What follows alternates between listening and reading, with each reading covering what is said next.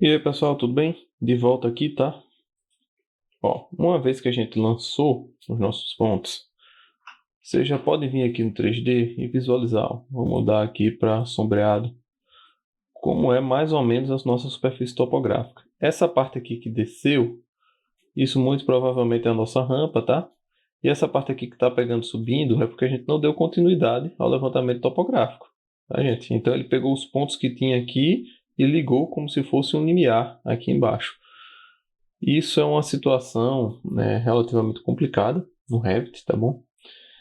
Que ele não consegue entender que existe um ponto final, tá? Que existe um limitante do levantamento topográfico.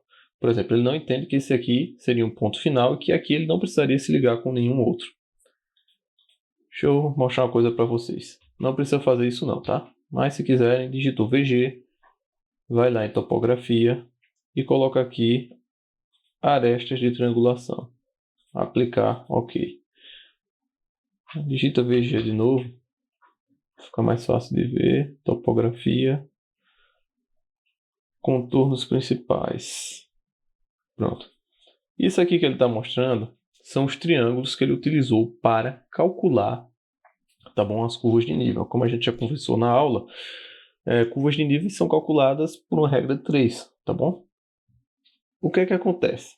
Ele ligou esse ponto em algum ponto lá embaixo, tá? E traçou curva de nível, quando na verdade não existia essa ligação. Não era para ter essa ligação aqui, esse último triângulo aqui, isso aqui não era para existir. Muito provavelmente esse daqui também não, e nenhum desses de borda. Essa é uma das principais falhas, né, dificuldades do Revit no tocante à topografia. A gente não tem como editar essas triangulações. Isso poderia ser tranquilamente editável em um software específico de topografia, tá bom? Um Civil 3D, por exemplo. Mas não é o caso. Mas também tem um outro ponto aí, né? O Revit ele não é um software de topografia. Ele tem alguns recursos de topografia, tá? Mas ele não é um software específico para isso.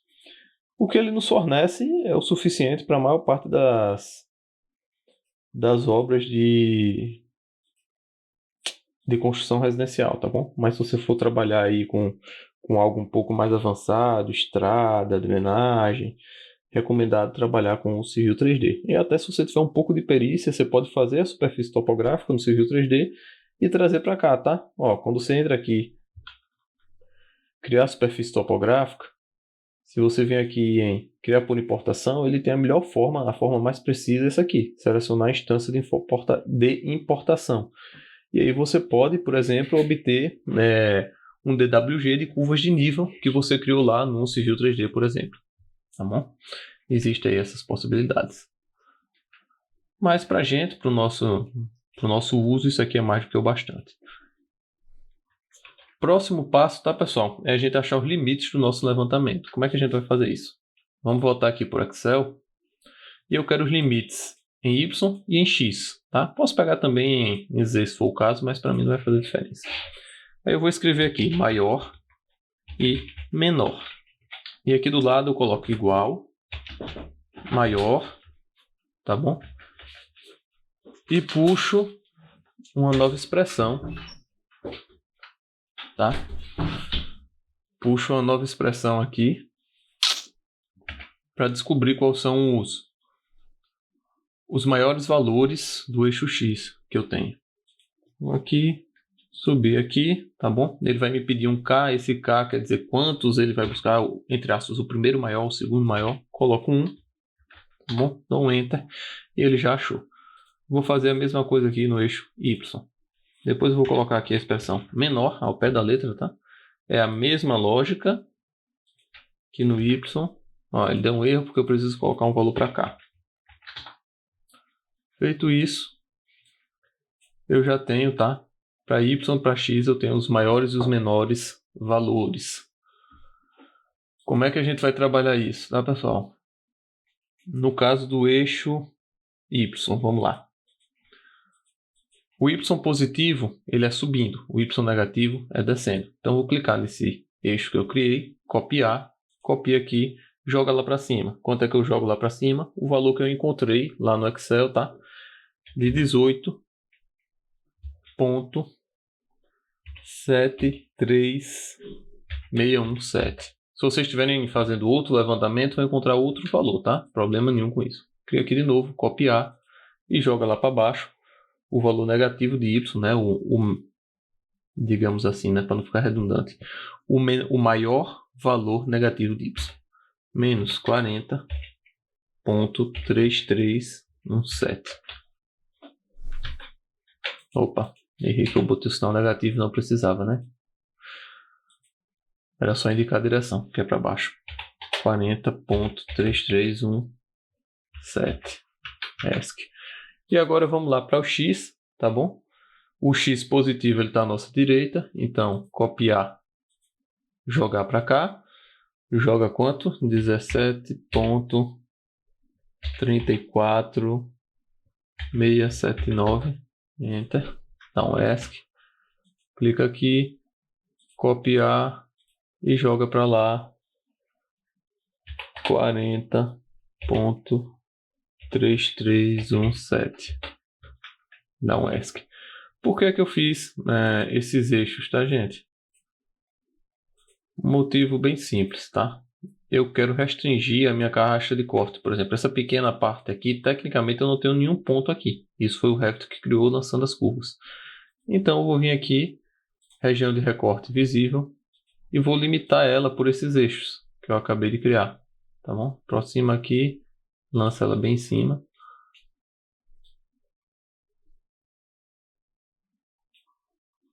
E aí você vai ter um desenho mais limpo, mais enxuto. Uma vez feito isso, pode até apagar esses eixos que você criou. Bem? Pronto. Feito isso, pode apagar esse daqui, tá? Para não ficar com eixo demais. E agora a gente precisa criar as coordenadas, tá bom?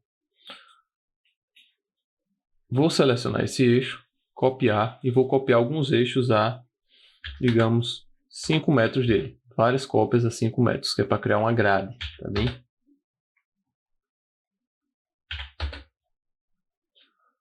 E a última, vou deixar em aberto, porque não vai caber 5 metros para cá. Fazer para o outro lado a mesma coisa. 5 metros. Opa. Seleciona, copiar. Gente, eu estou com um problema sério que o meu teclado não está funcionando. O número 5. Então tem que ter cuidado.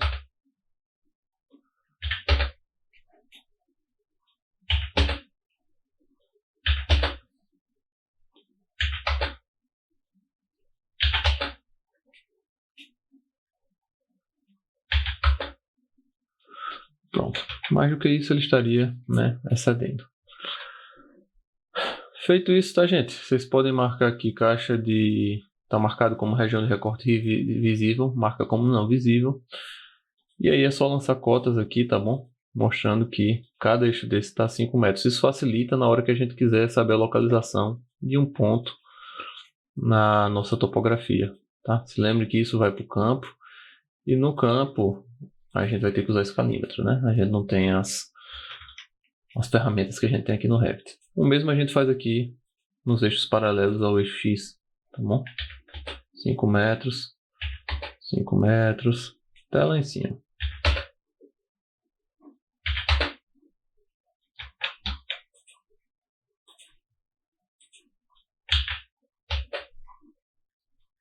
Porque já está fora da minha região de recorte, por isso que ele não está aparecendo.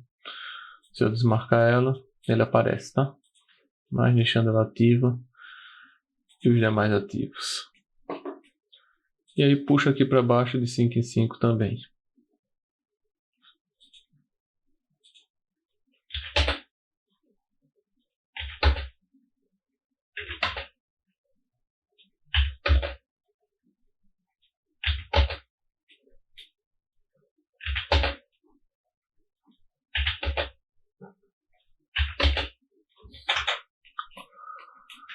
Pegou as cotas e vamos embora, tá?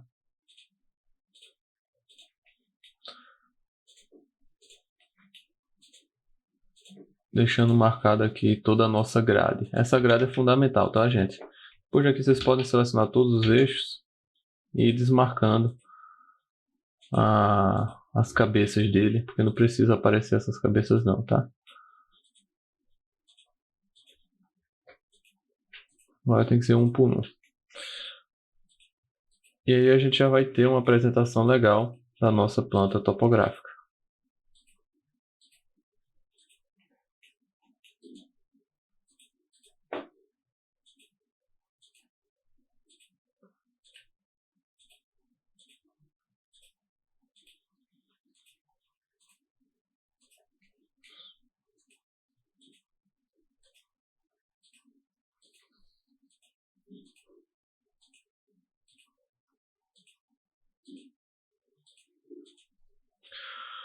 Aí.